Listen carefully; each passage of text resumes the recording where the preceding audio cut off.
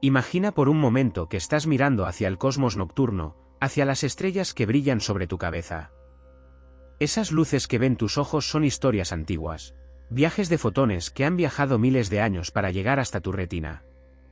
Pero lo fascinante es que ahora, por primera vez en la historia de la humanidad, tenemos un instrumento tan poderoso, tan extraordinariamente sofisticado, que puede mirar hacia esos puntos de luz y no solo decirte qué son, sino también qué hay dentro de ellos. No solo qué hay afuera, sino qué hay adentro. Las moléculas, los elementos, los compuestos químicos que están presentes a billones de kilómetros de distancia. El telescopio espacial James Webb es una de esas creaciones humanas que solo aparecen una vez cada generación. Imagina que construyes un espejo de 6.5 metros de diámetro, lo lanzas al espacio, y lo posicionas a 1,5 millones de kilómetros de la Tierra. Es como estar mirando a través de una ventana cósmica sin interferencia atmosférica, sin distorsión, sin las luces de las ciudades que contaminan nuestro cielo nocturno. Es el observatorio más avanzado jamás construido por el ser humano. Y cuando digo avanzado, no estoy usando esa palabra casualmente. Estoy hablando de un instrumento que representa el pico de la ingeniería humana. Fue diseñado durante décadas. Costó miles de millones de dólares. Involucró a miles de científicos e ingenieros de docenas de países trabajando en perfecta coordinación. El telescopio fue lanzado en diciembre de 2021, desplegándose en el espacio de una manera que parecía casi imposible. Piensa en origami, pero en el espacio, donde si algo falla, no puedes simplemente enviar a un técnico a arreglarlo. Tiene que funcionar a la primera. Y funcionó. Y desde entonces, ha estado enviando datos que están revolucionando nuestra comprensión del universo. Ahora bien, el universo es un lugar enormemente grande. Si intentaras entender su escala, tendrías que imaginar que tomamos nuestro sistema solar, que incluye al Sol, a Júpiter, a Neptuno, y todo lo que orbita alrededor, y lo colocamos dentro de un grano de arena. Luego tomas esa arena y la pones en una playa, y esa playa representa solo una pequeña parte de nuestra galaxia. La Vía Láctea tiene cientos de miles de millones de estrellas. Y hay cientos de miles de millones de galaxias. Es una cifra tan descomunal que nuestro cerebro simplemente no puede procesarla intuitivamente. Es como cuando alguien te dice que hay más estrellas en el universo que granos de arena en todas las playas de la Tierra. Tu mente simplemente se apaga por un momento porque no tiene un marco de referencia para comprender eso. Pero aquí es donde la historia se pone realmente intrigante. En los últimos años, los astrónomos han estado usando el James Webb para escudriñar el universo distante, mirando hacia atrás en el tiempo, porque cuando observas las cosas lejanas, ves cómo lucían hace miles de millones de años. Es una máquina del tiempo, pero funciona en una sola dirección, hacia el pasado. Puedes ver el universo tal como era hace 13.000 millones de años, cuando era joven, cuando apenas tenía 1.000 millones de años. Es como si tuviéramos un registro visual de la historia cósmica, escrito en luz antigua. Y mientras hacían esto, mientras barría el espacio sistemáticamente, algo extraordinario sucedió. Algo que los astrónomos no esperaban. Algo que ha mantenido a la comunidad científica en una especie de estado de fascinación y cautela controlada. Desde entonces, detectaron un objeto peculiar. Se llama 3I/diagonal Atlas. Ahora, el nombre puede sonar como un código de una agencia de inteligencia, como si fuera de una película de espías, pero es realmente un designativo astronómico. Un código que los astrónomos usan para catalogar objetos celestes. La I significa interestelar, lo cual es crucial. Absolutamente crucial. No estamos hablando de un asteroide que vive en nuestro sistema solar, que se formó aquí hace miles de millones de años cuando el sistema solar fue joven. Estamos hablando de algo que vino desde otra estrella, algo que viajó a través del vacío intergaláctico hasta llegar al nuestro. Algo que literalmente vino del exterior. Piénsalo por un momento. El universo es tan vasto que durante siglos, los astrónomos creían que todo lo que veíamos provenía de dentro de nuestra región del espacio. Que nuestra estrella y sus planetas eran islas aisladas en un mar de vacío. Luego descubrimos que había otros sistemas solares. Después encontramos exoplanetas, miles de millones de ellos orbitando otras estrellas. Y luego, gradualmente, la posibilidad de que hubiera visitantes de otras regiones del espacio comenzó a parecerse menos a ciencia ficción y más a una posibilidad científica legítima. El primer objeto de este tipo, Oumuamua, fue detectado en 2017. Era un descubrimiento revolucionario. Los astrónomos miraron eso y dijeron, esto no es de aquí. Literalmente. Realizaron cálculos orbitales y determinaron que este objeto no se formó en nuestro sistema solar. Provenía de afuera. Había viajado desde otra estrella, a través del espacio intergaláctico, y en 2017 pasó por aquí. Fue como si alguien hubiera tocado la puerta de nuestro vecindario cósmico y luego simplemente continuara caminando. Pero Oumuamua era principalmente silencioso en el sentido científico. No emitía señales obvias de actividad. No había pruebas claras de que albergara algo extraordinario. Era como si un viajero misterioso hubiera pasado por tu pueblo, se hubiera quedado un momento, y luego se hubiera ido sin hacer mucho ruido. Dejó preguntas pero pocas respuestas definitivas. Pero 3/Atlas es diferente. Fundamentalmente diferente. Cuando el James Webb comenzó a analizar este objeto, cuando apuntó sus sensores sofisticados hacia esta roca que viene del espacio intergaláctico, los datos comenzaron a mostrar firmas espectrales peculiares. Muy peculiares. Inesperadas.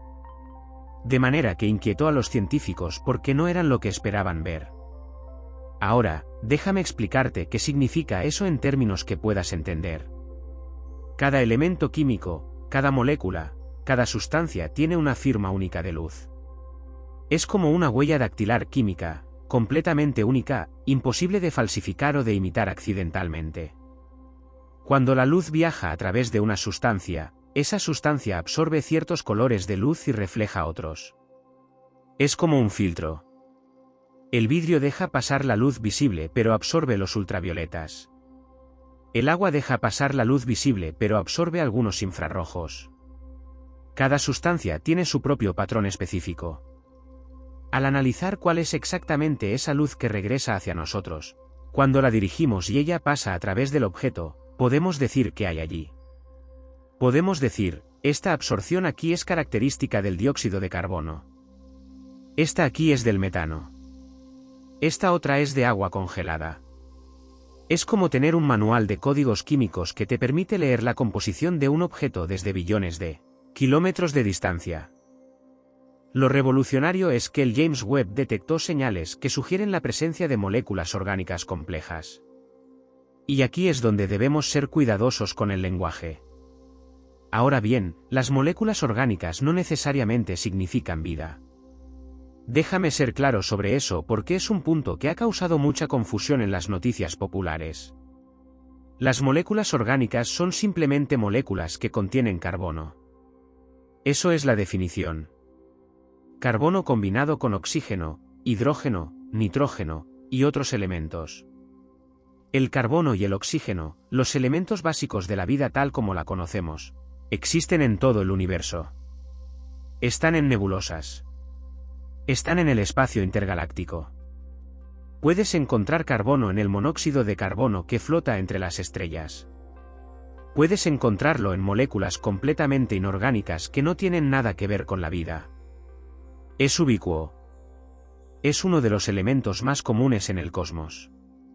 Pero cuando comienzas a ver combinaciones muy específicas de moléculas, cuando ves patrones que no surgen fácilmente del azar químico simple, cuando ves lo que parece ser una composición que sugiere procesos biológicos organizados, procesos que requieren una dirección específica, una intención molecular, bueno, ahí es cuando los astrónomos se inclinan hacia adelante en sus sillas, se acercan más a sus pantallas, y miran sus monitores con los ojos bien abiertos, con una mezcla de emoción y escepticismo científico.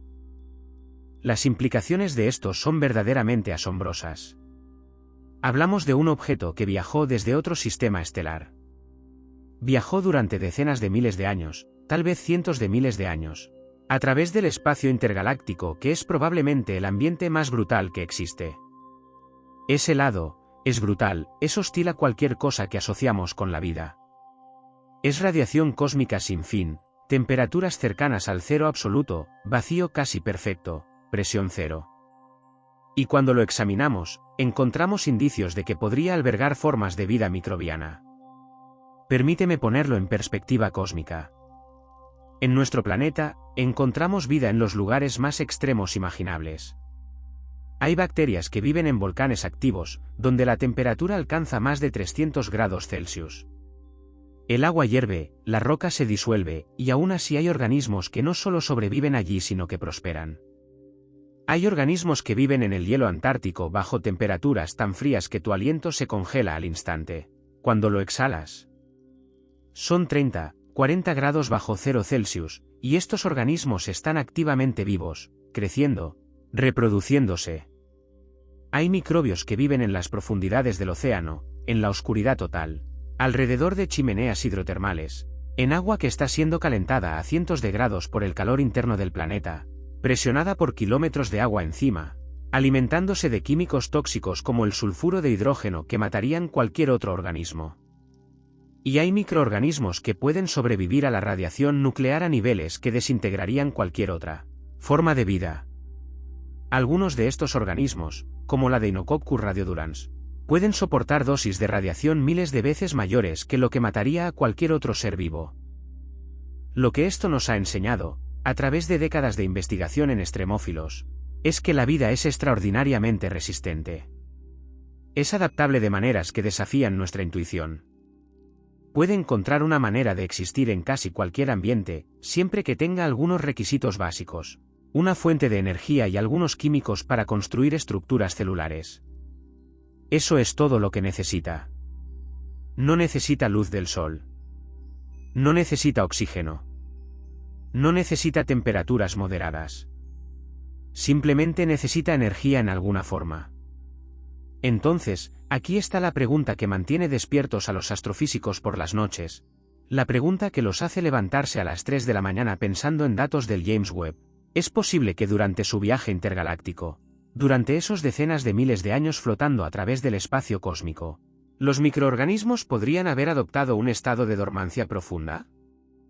Un estado en el que su metabolismo se reduce a casi nada, en el que el tiempo prácticamente se detiene para ellos a nivel metabólico. Es algo similar a lo que hacen los osos durante la hibernación. Durante el invierno, su ritmo cardíaco se ralentiza dramáticamente. Su respiración se vuelve casi imperceptible. Su temperatura corporal cae.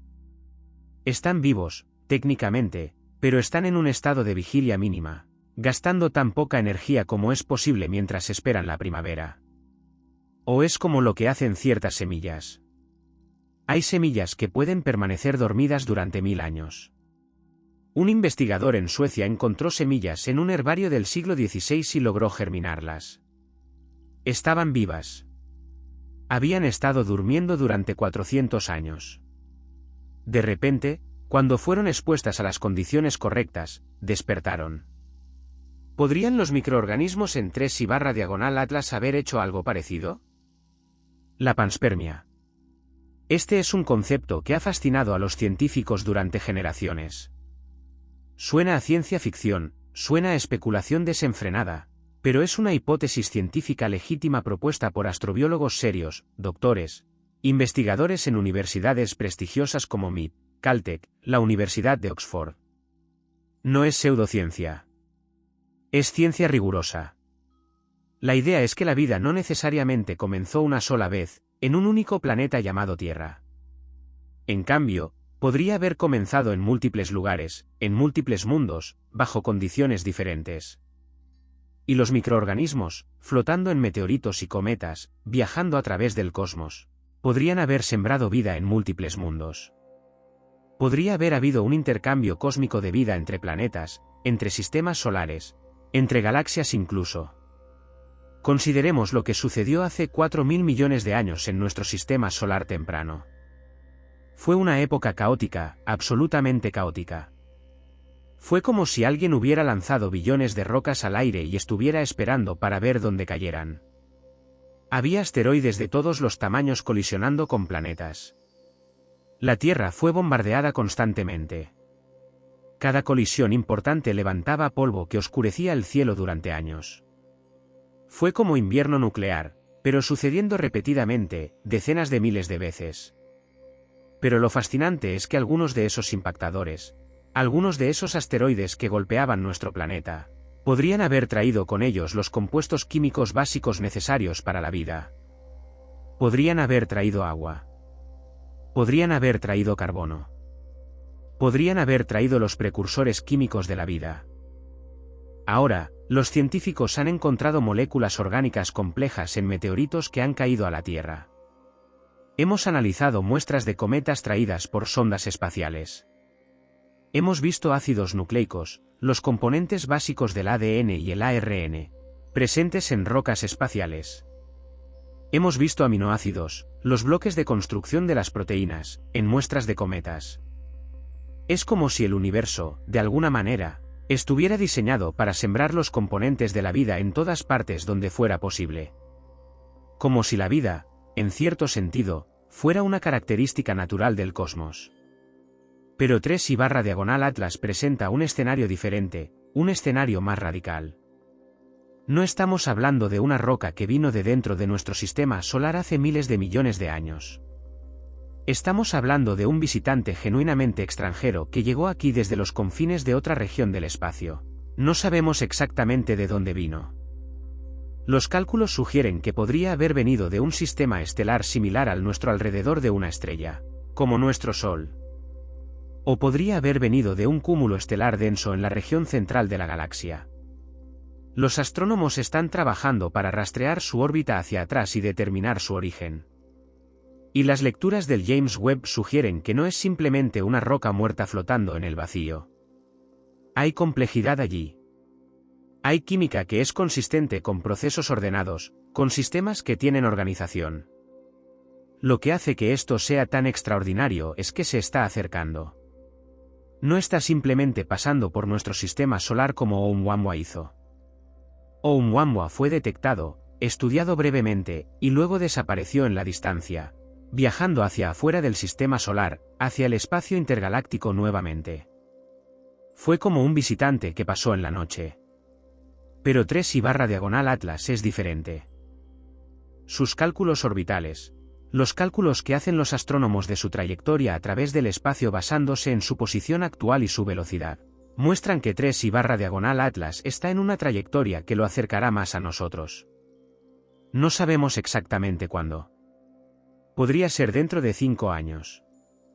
Podría ser dentro de 50 años. Pero los datos sugieren que se acercará. Los astrónomos se han dado cuenta de esto, y las implicaciones son vertiginosas. Son tan vertiginosas que algunos de ellos han estado trabajando virtualmente sin dormir, recompilando datos, verificando cálculos, asegurándose de que no cometieron errores.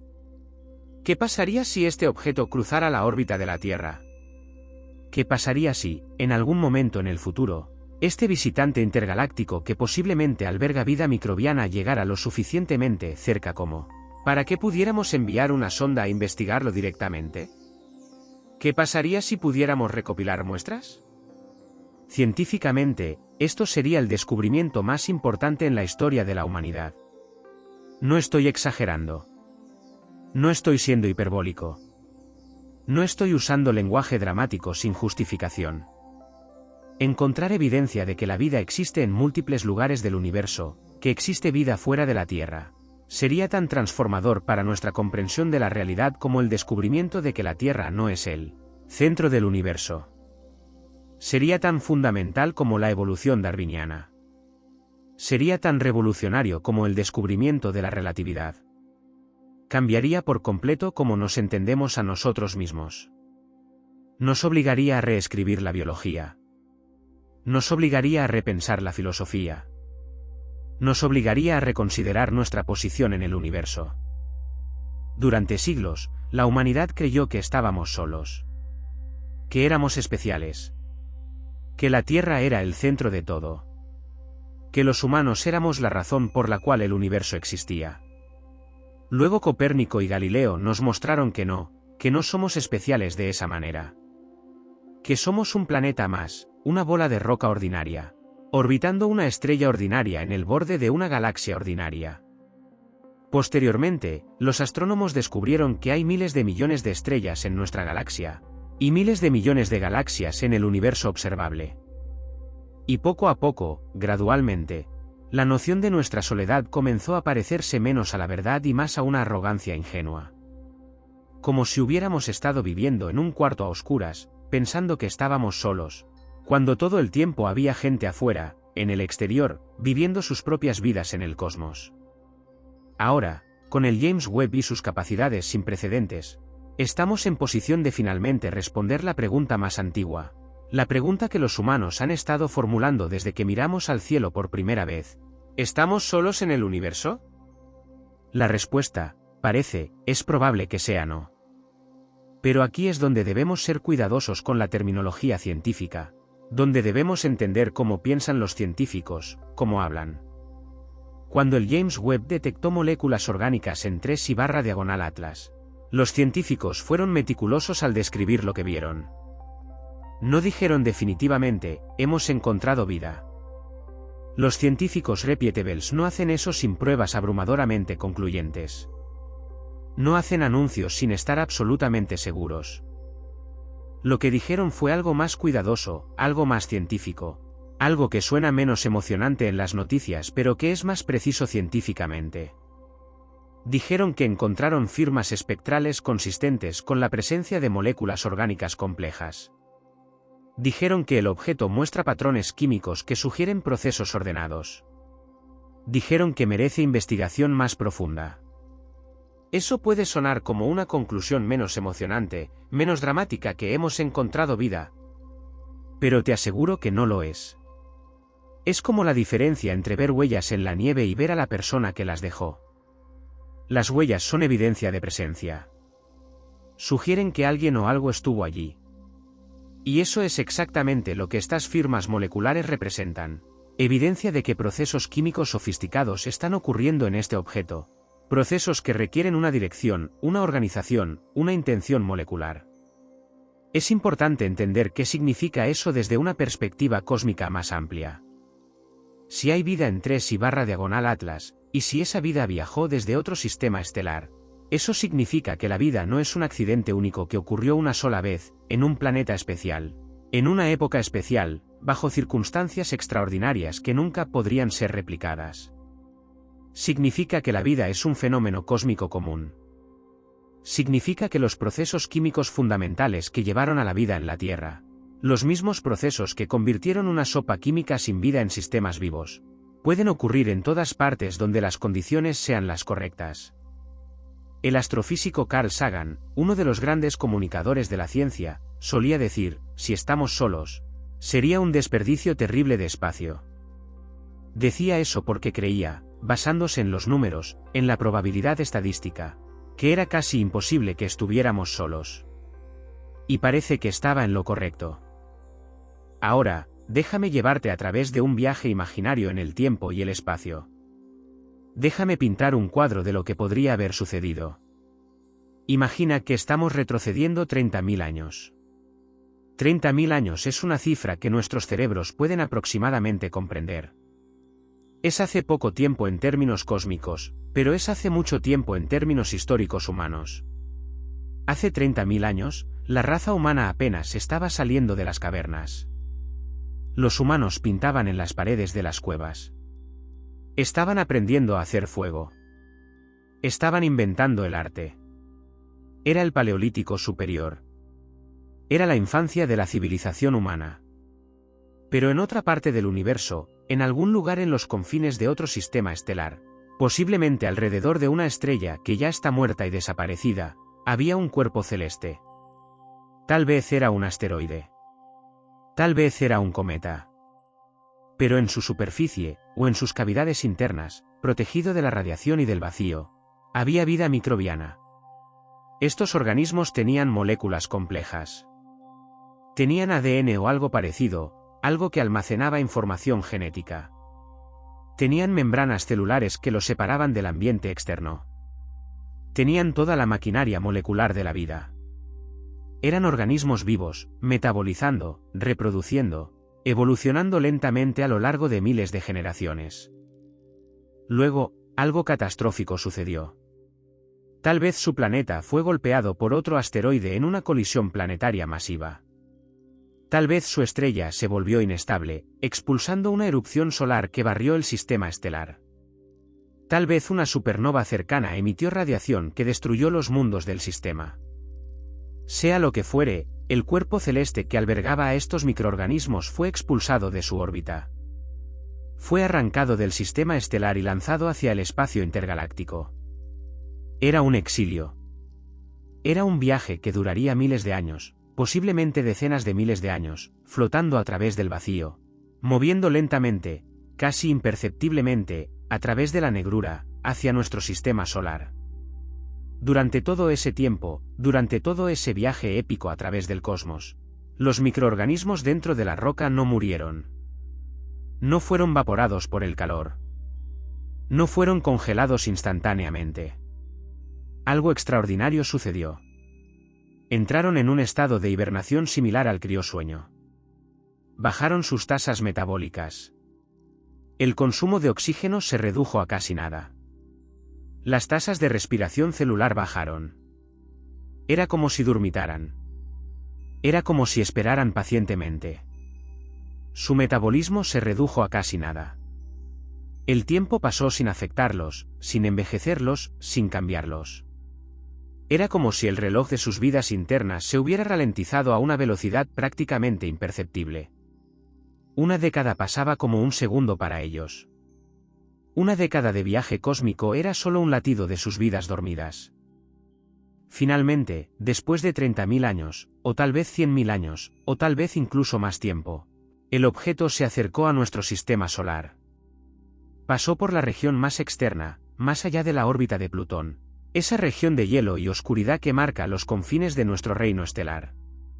Se acercó más. Pasó por la órbita de Neptuno. Luego por Urano. Siguió acercándose, lentamente pero inexorablemente, hacia el interior, hacia el calor relativo de nuestro sistema. Y luego, finalmente, fue detectado. El James Webb vio sus firmas espectrales. Los astrónomos se dieron cuenta de que no era un asteroide ordinario. Era algo diferente. Era algo especial. Esto es donde estamos ahora. En el borde de un descubrimiento que podría redefinir la biología, que podría cambiar la filosofía, que podría alterar fundamentalmente cómo entendemos la vida y nuestro lugar en el universo. Pero aquí está lo más intrigante de todo: 3I/diagonal Atlas aún no ha llegado. Se está acercando. Los datos orbitales, los cálculos hechos por astrónomos usando los mejores modelos matemáticos disponibles, sugieren que en los próximos años o décadas, podría acercarse lo suficiente como para ser investigado más de cerca. Cuando eso suceda, tendremos oportunidades que no hemos tenido antes. Tendremos la capacidad de investigar directamente. Podremos enviar naves robóticas. Podremos posicionarlas cerca del objeto. Podremos recopilar muestras de la roca. Podremos analizar la estructura molecular del objeto directamente, no desde una distancia de miles de millones de kilómetros, sino desde una distancia de metros. Podremos usar herramientas sofisticadas de análisis químico que hagamos especialmente para este propósito. Y si está vivo, si realmente hay microorganismos en 3I/diagonal Atlas, podremos estudiar esa vida de maneras que no hemos podido estudiar la vida antes. Sin los prejuicios de nuestro propio planeta. Sin los sesgos que vienen de estudiar solo un ejemplo de vida. Podremos ver un ejemplo completamente independiente de cómo la vida puede organizarse, cómo puede estructurarse, cómo puede funcionar en un mundo completamente diferente. Porque aquí está el punto crucial que no puedo enfatizar lo suficiente.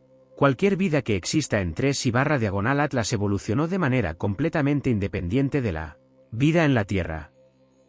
No compartimos un ancestro común reciente. No pasamos miles de millones de años evolucionando en el mismo planeta, adaptándonos a los mismos cambios ambientales, compitiendo por los mismos recursos.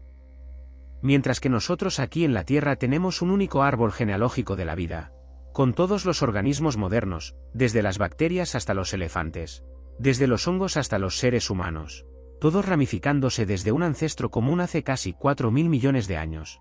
Esa vida alienígena tendría un árbol genealógico completamente diferente. Podría haber evolucionado bajo temperaturas diferentes. Podría haber usado diferentes elementos químicos como base. Podría haber desarrollado formas completamente novedosas de procesar información genética, de reproducirse, de adaptarse, de responder a su ambiente. Imagina que aprendería la biología si tuviéramos dos muestras independientes de vida. Los estudiosos de la biología comparativa tendrían un campo de estudio totalmente nuevo. Podrían decir definitivamente cuáles características de la vida son universales, cuáles son necesarias para que la vida funcione, y cuáles son simplemente accidentes de la evolución terrestre, resultados de nuestra historia particular. ¿Necesita toda la vida un corazón que bombee sangre? Aparentemente no, porque ningún microorganismo aquí en la Tierra tiene uno. Los microorganismos no tienen corazones. No tienen sistemas circulatorios. Simplemente difunden nutrientes directamente. ¿Necesita toda la vida un sistema nervioso?